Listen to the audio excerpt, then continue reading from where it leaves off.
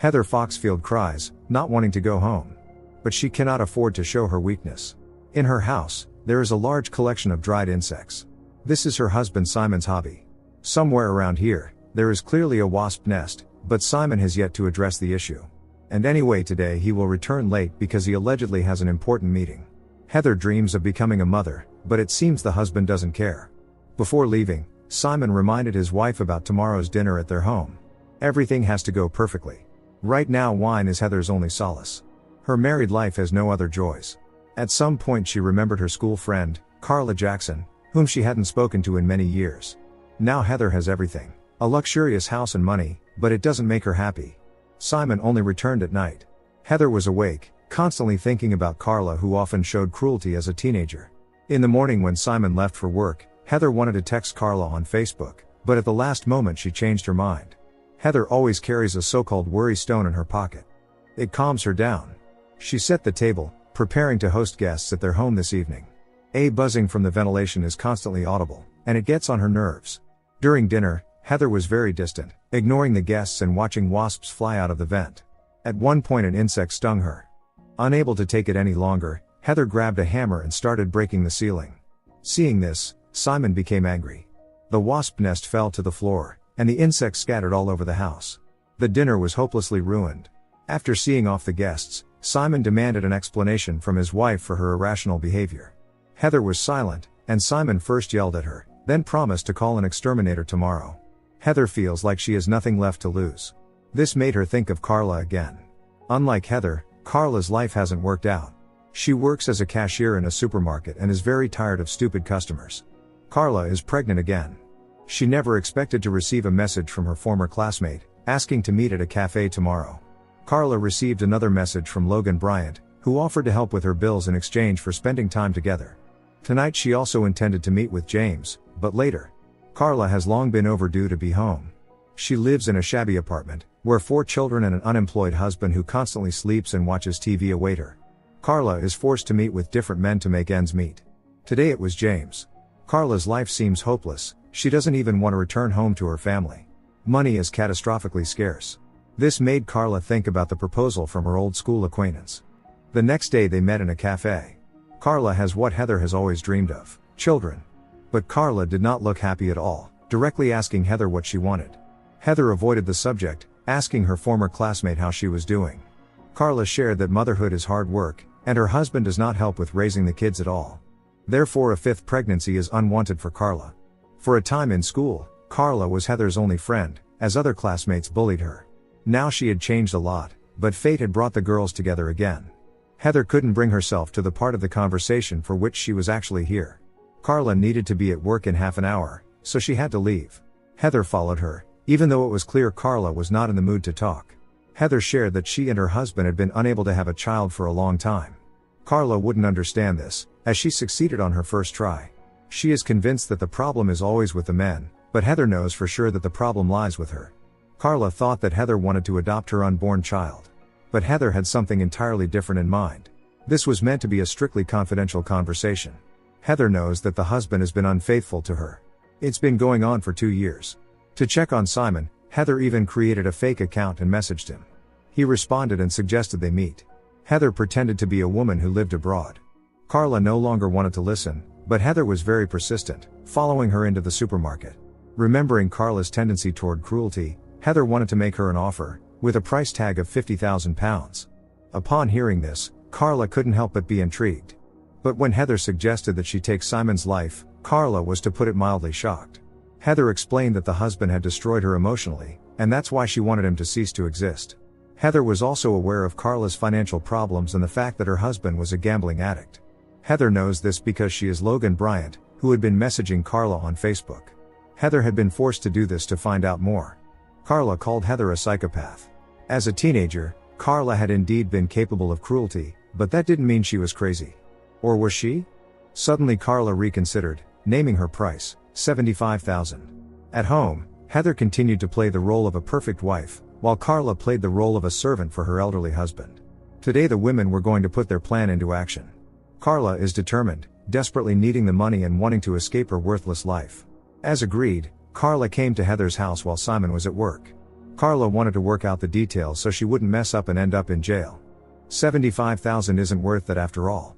Carla had already studied all the necessary information on a library computer and knew the common mistakes criminals make.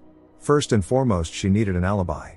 If it happened at night, Carla's husband would think she was asleep, so that wouldn't be an issue. It had to look like a robbery. Though Heather wasn't sure this was the best option, as she didn't want to lose any of her possessions. Therefore Heather had another plan. She would simply mix a sleeping pill into Simon's dinner, and Carla would handle the rest and dispose of the body. Heather in turn would destroy all of Simon's documents and some of his belongings, so it would look like he fled abroad to his mistress. Carla thought there were many flaws in this plan, not understanding why Heather wanted to get rid of her husband instead of just divorcing him. But for Heather, punishing Simon was crucial. In the end, the women agreed that Heather would get him drunk to the point of unconsciousness. After that, Carla would use something heavy to do the rest. It would look like a failed robbery. The women rehearsed everything so that Heather's hysteria the next day would look believable. Carla is surprised by Heather's pettiness, as she only cares about her things. Carla also emphasized that Heather should be well prepared for the upcoming police interrogation. It's inevitable. Carla remained the same as she was in school. Her commanding look alone could bring anyone to submission. Preparing for the crime would take her about 2 weeks. That suited Heather perfectly. She made it clear that once the deed was done, they would go their separate ways. Heather wanted no continuation of this story, and if Carla later tried to blackmail her, they would both end up in prison. Carla found Simon's insect collection repulsive. On the other hand, it was impressive. Those creepy little creatures are capable of causing immense physical pain with their venom. The decision to get rid of her husband had not been easy for Heather, but she had already made up her mind. Simon had caused her so much pain and deserved the worst fate. The world wouldn't miss him. Now Heather wants to see Carla as a friend again, though she clearly doesn't feel the same way. Heather spent her teenage years in deep depression, but Carla thinks that's nothing unusual. Every teenager goes through that. In school, the girls stopped being friends after Carla told everyone that Heather was in love with Toby. Everyone started laughing at her. In the present, this led to a conflict between the women. Carla is annoyed that Heather judges her because in reality she has no idea what things were really like. Carla became inclined toward cruelty because life with the parents was a nightmare. The father treated her mother and her badly, while Heather had a loving family. Suddenly Heather told Carla that she had always guessed that her father was abusive. That was why Heather once wanted to support Carla and started being friends with her. But things didn't go as she had hoped. Heather still can't let go of the past when she was bullied in school. And Carla joined in on that bullying so she wouldn't be an outcast alongside Heather. In the present, Carla doesn't see it as important anymore because they were just kids. She only wants to do her job and get the promised money. But Heather apparently had other plans. Seeing Simon's photo, Carla was horrified to realize that he was James, one of her clients. So James was an alias. Heather knew everything from the start. She also began to suspect that the father of Carla's unborn child was Simon. Heather knocked out her former friend, then wrote a note and slid it into the mail slot of the neighbor's house. Carla woke up tied up. Heather started talking about motherhood. Is it really happiness, or is it as difficult as Carla claimed? Heather now understands why it didn't work out for her. In 9th grade, when she made new friends, they convinced her to go to the school dance. But as soon as Carla came with her group, Heather immediately wanted to leave and was going to call her mom. But Carla and her friends followed Heather, intending to have some more fun. She locked herself in the school bathroom and started crying. Carla said in a honeyed voice that they could wait all evening. Heather had no choice but to open the door. There were 3 girls. They grabbed Heather and did something horrible to her. Recalling this in the present, Heather can't hold back her emotions. It ruined her life. At that very moment, Carla whispered to Heather that she had done well. Because of this, Heather became infertile. And although Carla stopped tormenting her after that, it was more than enough. When Heather went to another room, Carla tried to escape but to no avail. After changing clothes, Heather came back downstairs and found Carla on the floor. Heather immediately pulled her back up. So, Heather knows she can't have children because of that night, even though she is physically healthy. Now Carla has only one chance to explain her actions. But she only worries about what Heather is going to do to her. Carla truly regrets what happened, but she was just a troubled teenager. Carla burst into tears, begging Heather to let her go home to her children. But Heather was unyielding. Carla offered for Heather to adopt her unborn child in exchange for money, plus Simon as the father. However, Heather is categorically against it. She would like to find the strength to forgive Carla, but the past can't be undone. Suddenly Heather declared that Simon might already be dead. And maybe she's going to do the same to Carla, who drove her to this point. If only people were a bit kinder to each other, this could have been avoided. Carla started calling for help, which attracted the attention of the neighbor's little girl, Ruby. Heather forced Carla to be silent again. Suddenly a message came through on her phone. Heather ignored it, putting on her makeup. Her whole life she had dreamed of getting pregnant to give all her love to a child. But when she found out about Simon's betrayal, it destroyed everything good in Heather. The worst part was that his lover was the one who had ruined her life.